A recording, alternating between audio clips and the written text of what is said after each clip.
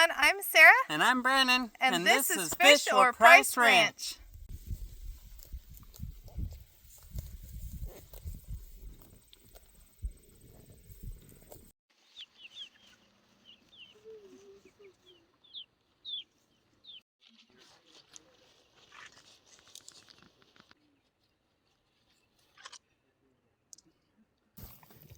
Hi, baby.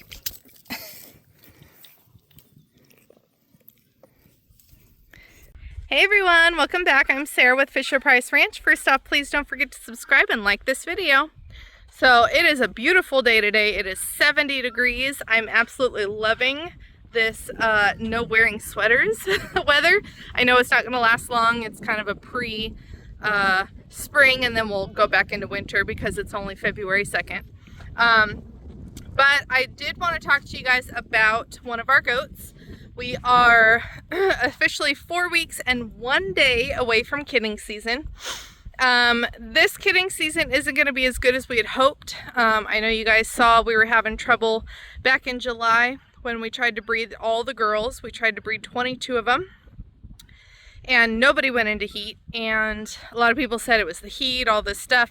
The thing is, we always breed in July, even in Arizona where it was 107. So that's not new for us, but we figured it was the stress of the move across country, and so we just kind of chalked it up to that's what the issue was. So we waited a couple months, we rebred, and now they will be due. We rebred in October, and so now they will be due starting March 3rd. We're starting to see a lot of pregnant bellies. Udders are starting to form. We're getting excited. But we're seeing a lot of goats that are not showing signs of pregnancy. Now, we did have a lot of problems with our bucks this last year because of the stress of the move and everything.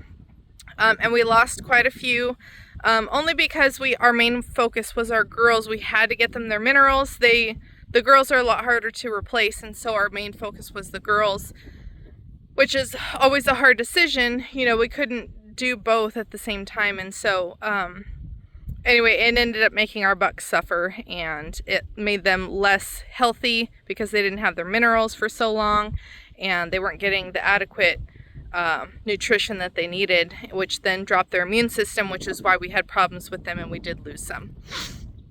So with that said, when our breeding season did hit, our bucks weren't as active during breeding season, and so we believe that is why quite a few of our girls, almost half I think, are not pregnant. We won't know, it is still early. Some of them bred as late as October 31st, so some of them are not due for almost 2 months still, and 3 months is usually when you really start to see signs of pregnancy, but it's still kind of like on the thin line. So, you know, you think you see that they're pregnant, but at the same time, it's not quite sure.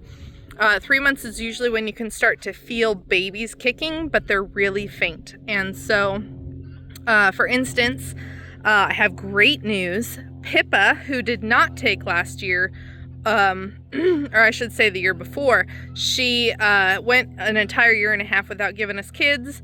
But she stays because her milk is amazing and she throws amazing kids when we do get them. So she just happened to get a long break. I had Brandon hold her and I felt her belly because she's 3 months along and I couldn't feel anything. I thought she wasn't pregnant again, so I was really bummed. But then a couple days later, Crystal was over visiting and I had her hold Pippa again and I felt a kick. So the babies the other day, the day prior or whatever, were not active at the time, and so I didn't feel any movement. But this time we feel it. So she is pregnant. I am so excited, and she's bred with Cosmos, Bazooka's Cosmos. So I cannot wait to see these babies. I'm so excited. So anyway, back to the goat that I would like to talk about. And this is potentially a hard situation. Basically, let me flip the camera around. I'll show you who we're talking about. So here's Pinky. She and Ebony are out of the cage. So these two, out of all my girls, and I have a lot of them. Look at all them girls. Out of all my girls, these are the only two that needed treatment. And I've said it before, we don't deworm our goats. We will let nature take its course. But I felt that because of the situation and all the stress from the move and everything that happened, that we would go ahead and treat these girls one time and see if they would bounce back. If they did and they never needed treatment ever again, then they would be fine to stay in the herd. Now, if they need treated again, then we will go ahead and put them down. I know a lot of people don't agree with that, but the reason for that is these are Kiko goats. They are bred to be super hardy, and wasting our time on low quality or less, weaker immune system on these goats is just, it doesn't make the breed stronger. And so it is a hard decision. And so that's kind of where we're at. Ebony over here, let me show you her. We treated her and she's looking great.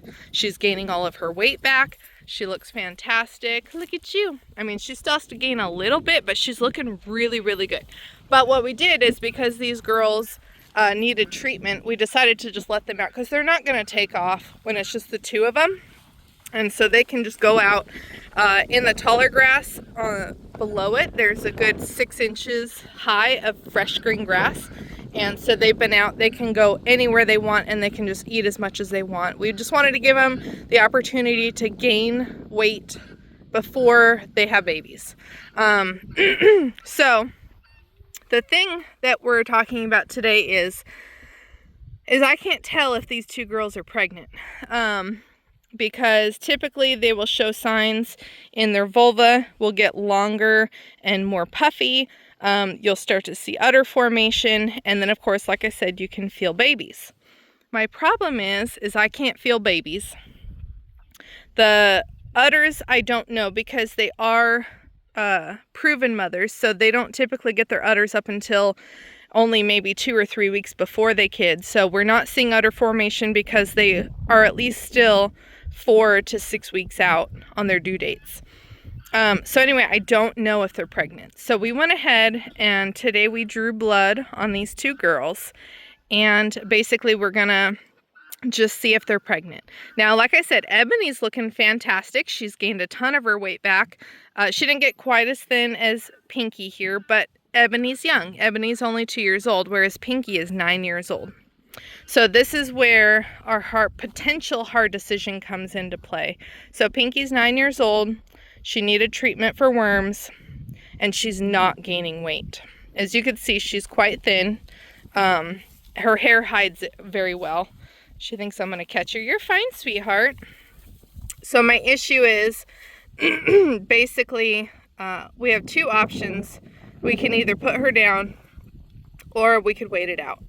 The thing is, we've been waiting it out, and she's still not gaining weight. We've been giving her alfalfa pellets. She gets her grass hay, and she gets whatever forage she's finding out on all this land. And she goes far. She goes all the way down to the other hillside, all out here. She goes all out here. I mean, she's probably roaming a good 20 acres to find as much food as she wants. And then we just put her up at night just so she's protected, her and Ebony. So here's basically what we're looking for. If she's pregnant, it would explain why she's not gaining weight, because all of her nutrition is going to her babies. This is best case scenario for us, because that would explain everything, and that means once she kids and weans, then she would have the time to gain her weight and start feeling better. However, if she's not pregnant, then we don't know the reason why she's not gaining. Like I said, she's been treated. Her FAMACHA was probably about a 3 to a 4 when she got treated, so her FAMACHA was pale.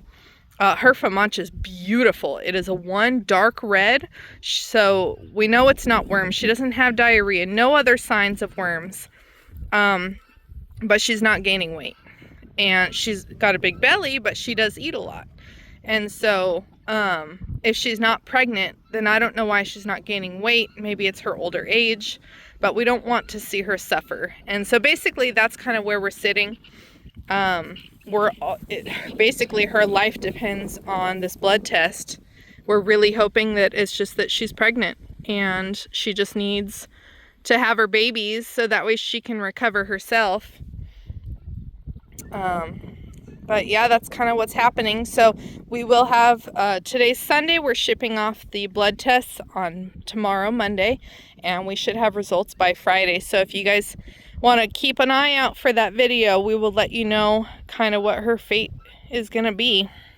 We hope not to lose her. She's absolutely one of our best milkers, and she's an amazing goat. We do have 3 of her daughters. Cosmos is her son. We also have another one of her sons over there at Rockin' JC's goat farm. So we do have a lot of her genetics, but we definitely are not ready to see her go just yet. All right, you guys, well, thank you so much for watching. Fingers crossed and prayers, anything you can her way, because she definitely needs it. We're really, like I said, we're really hoping that she's pregnant, and that's the reason she's not gaining the weight, because everything that she's eating, all that nutrition, is going to feed her babies and help them grow so that they're born healthy, which is okay, you know, but it will help us try and figure out what to do to help her prepare for these babies. But if she's not pregnant, I mean, there's not a whole lot more that we can do for her. So anyway, fingers are crossed. We'll keep you guys updated. See you soon.